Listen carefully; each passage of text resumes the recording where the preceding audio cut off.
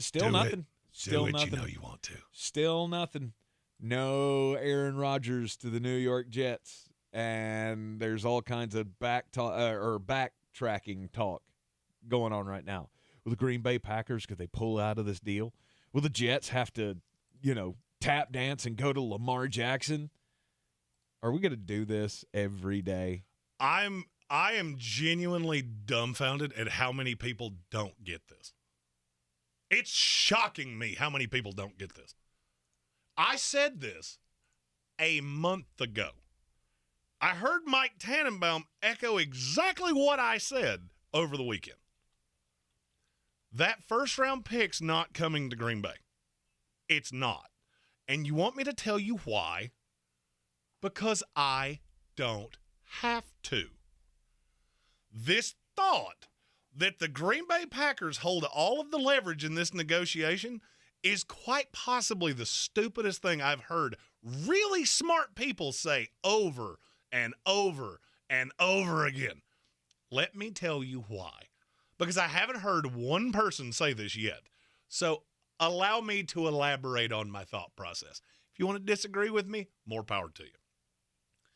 You keep talking about the Jets don't have another option at quarterback.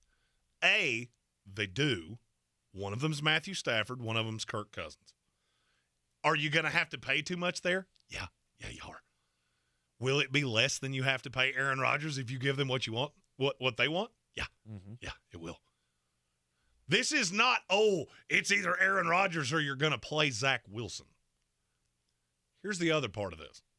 You're going into a season having been the banner franchise of the NFC North for the last 40 years.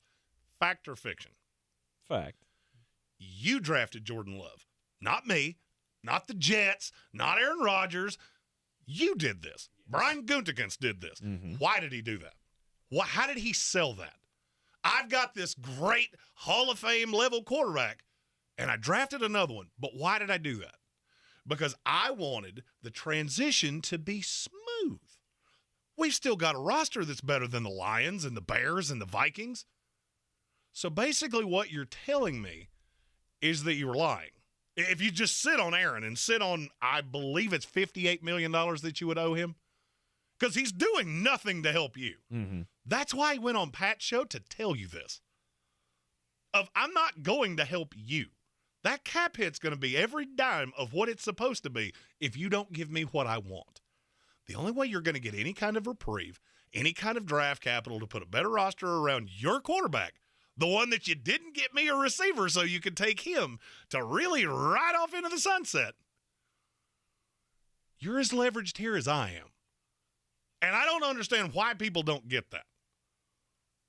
If you go into a season, let's just say you have to outright release Aaron on September the 9th. Mm-hmm. Do you know what that costs? $60 million. $75 million. Wow. It costs you $44 million in active cap space. You're already sitting on $19 million in dead cap.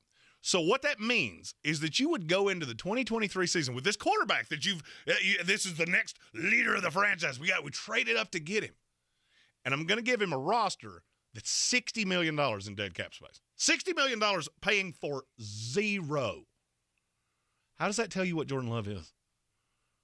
How does that tell you anything about what Jordan Love is? If he comes out and he's terrible, well, he has nothing around him. You had to demolish the roster just to get under the cap. You're as leveraged as the Jets are, my friends. Mm-hmm. And so let me tell you how this is going to end. And it's not going to be today, and it's not going to be tomorrow. The New York Jets are going to come to the Green Bay Packers, and they say, we'll give you our second-round pick this year. It's 46, 45, somewhere in there. We'll give you that. And then there's going to be a conditional pick on the backside.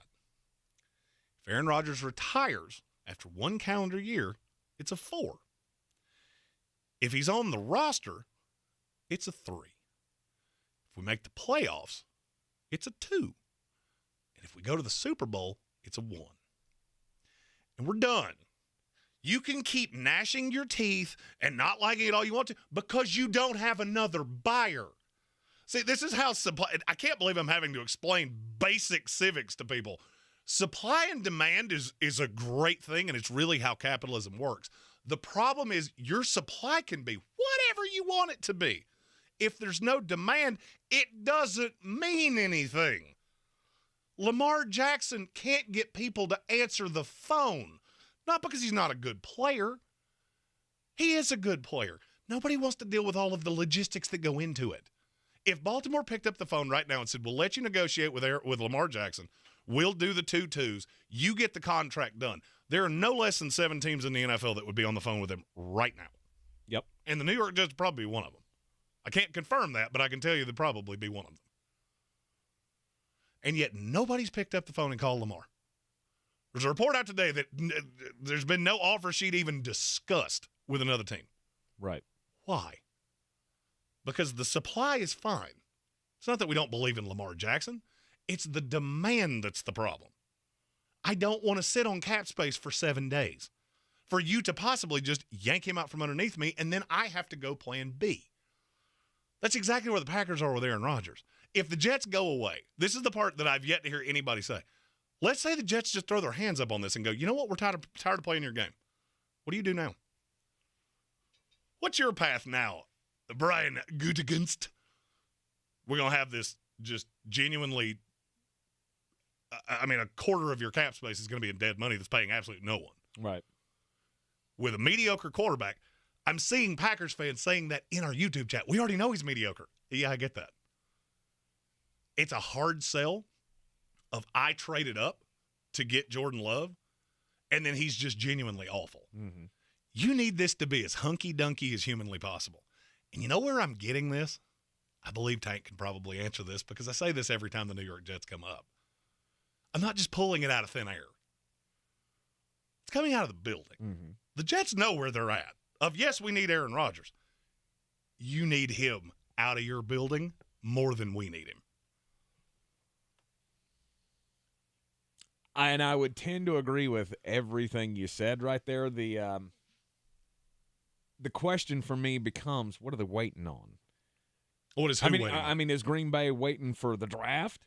Green Bay wants the 13th pick in this draft. The Jets have drawn a very aggressive line in the sand of we're not doing that. We're not. Because they want a second pick on the backside. That's fine. We'll give you 2. We agreed to 2 before we ever met the guy. Mm-hmm. Here's the problem. Or at least this is what I've been told the problem is. I'm not involved in the negotiations. I'm connected to the team. Right. They met with Aaron with the compensation agreed to. As soon as he came to them and said, I want to play, and I want to play for the New York Jets, apparently that rubbed them the wrong way. Hate it for and you. now, and that's what the Right. Jets are saying. Hate it for you agreed to this. You negotiated in good faith, and now you want us to overpay because you don't like what you heard. Well, tough excrement. And the Jets are just sitting around going, April 27th is coming up. Mm-hmm. We'll take a player at 13. And I see Zion saying, it's either the 13th pick or Milf Hunter. Okay. It's either the second-round pick or you get to continue dealing with Aaron Rodgers and you pay his money. Mm-hmm. That's what nobody wants to go past the comma of, it's Zach Wilson or the 13th pick. Okay, my gun's pointed at you too. Right. Do you think that after all of this, after the offseason that has transpired here, and Aaron Rodgers has come out and basically just blasted everybody in the Green Bay Packers organization by not mentioning them. What do you think? They're going to hold hands and sing Kumbaya right. and have a nice cup of ayahuasca together? No, and you owe him a ton of money. It is the Sportsocracy here on ESPN Asheville. We'll got Jeremy's bangers for the rest of the tournament. He's got updated Final Four picks next.